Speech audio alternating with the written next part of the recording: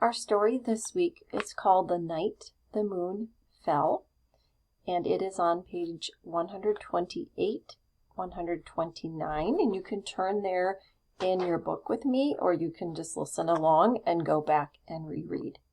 I'm going to read this story to you. We're going to break it up into 2 days of reading. It is a different type of story. So it's a myth, and it's an old story that kind of explains something about nature. So sometimes we have to do a different type of thinking as we listen to these types of stories. So we're going to be thinking about, why are changes difficult? So look at the pictures on pages 128 and 129. What does it show? So I see the moon, I see some stars, the clouds. I want to know how the illustrator shows us that the moon is a character. How does the illustrator show us that the moon is a character? And that is going to be one of your questions I'm going to have you answer. On pages 130 and 131, I want you to listen and follow along as I read. One thing that we're going to be looking at and going back to prove our answer is, why doesn't Luna answer the calls of the birds and the wind? So that's something that we can be listening to as we follow along. One night long ago, Luna the moon hummed high in the night sky. Stars twinkled, and Luna's friend the wind dozed nearby. The night was hushed and peaceful.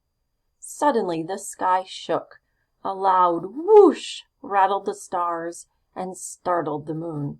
Luna's grandfather had shot his blowgun, and Luna jumped in surprise. She lost her balance and started to roll and roll. Luna rolled through stars, and she rolled through clouds. She rolled down to the earth, and splashed into the ocean's cold, dark waves. She broke into shimmering slivers and bits on the sandy bottom of the sea. The huge sky became black and still as the deepest ocean. Stars shut their eyes, flowers bowed their heads, and all the birds in the world rose looking for the moon. They flew into loud storms. They soared down black canyons. They darted into huge caves, calling, "Luna, come back. Bring us your light. Shine your white light for us tonight." Silence. Luna's amigo, the wind, raced up mountains, whispering and then roaring, "Luna, come back. Bring us your light. Shine your white light for us tonight." All the world waited. All the world listened. Silence. So the question again was, why doesn't Luna answer the calls from the birds? And so let's see if we can look in our story and find some clues to help us. So I was looking over here where it said, Luna rolled through stars, and she rolled through the clouds. She rolled down to the earth and splashed into the ocean's cold, dark waves. So if she is at the bottom of the sea, do you think that she can hear them talking or making sounds to her? I'm thinking that she can't. Over here it said, Luna, come back and bring us your light. Shine your white light for us tonight. All the world waited and all the world listened, but there was silence. So my thoughts are that she can't hear because she is at the bottom of the ocean. And we know the ocean is really deep, and so you wouldn't be able to hear down there. So that will be one of your questions that you will be having to answer. So hopefully this will help with that answer. On pages 132 and 133, we're going to be thinking about the plot and the theme of the story. So as I read this, I want you to keep in mind, what do you think this is about? Why are we talking about Luna? What is she trying to teach us? Where was the moon? The tiny fish at the bottom of the sea knew. They saw Luna's white glow, and they heard her lonely song. Where am I? Where's the sky? Broken, sad, lost am I. The fish swam around and around the broken moon. What can we do? What can we do? They whispered. We'll be your friends, said the tiniest fish. What's your name? Luna, the moon sniffled. Are you the shining light that hums high in the sky? Asked the roundest fish. Luna sniffed. I was the light high in the sky. Now broken, sad, lost am I. The tiny fish and Luna looked up together. They looked up through all that deep, dark water. The little fish missed seeing the moonlight high in the night sky. They missed playing in Luna's white light. In a sad voice, Luna sighed. Oh, sweet fish, how sad am I! I miss my home high in the sky. The little fish felt sorry for Luna. Watch this, said the tiniest fish, and he and the other little fish began blowing bubbles in wonderful and funny shapes to make her laugh and smile. New friends, you are good for me. You make me laugh in this cold, dark sea. The tiny fish began to hum, and in time Luna hummed too. She hummed herself to sleep. So what happens to Luna on these 2 pages? She is feeling sad. I think she's feeling a little bit afraid because she's at the bottom of the dark ocean, right? And we know this isn't a true story. And we also know that it's not a true story because the moon is not really a character, right? Does she have any friends? Is she feeling lonesome? She is. And who makes friends with her?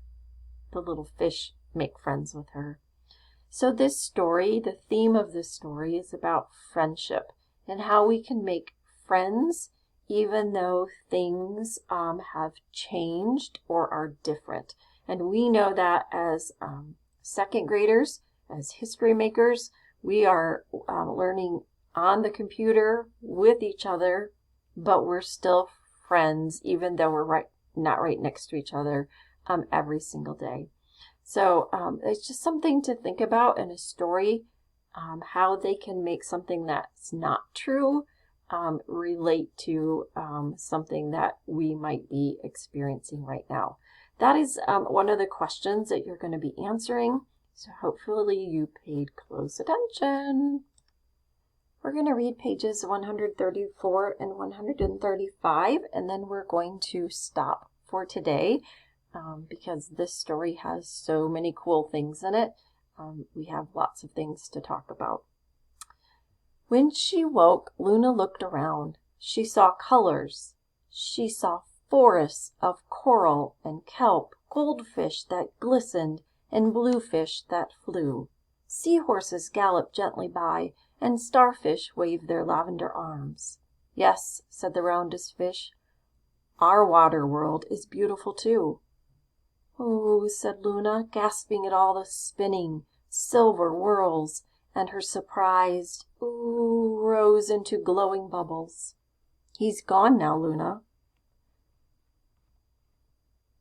Sorry, I didn't go up high enough. This is a really important part.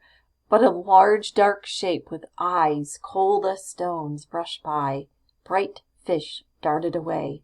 Luna stopped smiling and rolled into a nearby cave. So this is the part that I wanted you to think about. What do you think they're talking about?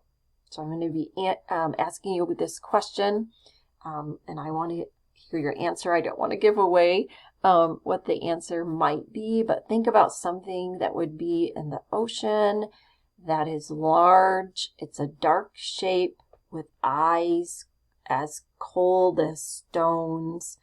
What animal are you thinking of? "He's gone now, Luna," called the roundest fish. "High or low, there's danger. But I know you are clever and brave." "Am I?" asked Luna. But deep inside she knew she was. She said, "I tell my friend the wind, all you need is part of you. Ask yourself what you should do." The roundest fish said, "Luna, ask yourself, what should you do? And will help." "Let me think," said Luna. She thought, and the tiny fish hummed softly to help her thinking. So this is where we're going to stop, and some questions I'm going to ask you are, what do you think that dark shape was? Can't wait to hear your answers. And why did the fish hum softly to help her thinking? I wonder why humming softly would help somebody's thinking. So I want you to think about that and give me your answer. So as I stop here, I would like you to go back and reread this story by yourself and stop at page 135 so that we can read the rest of it together. I hope you enjoyed the first part of The Night the Moon Fell.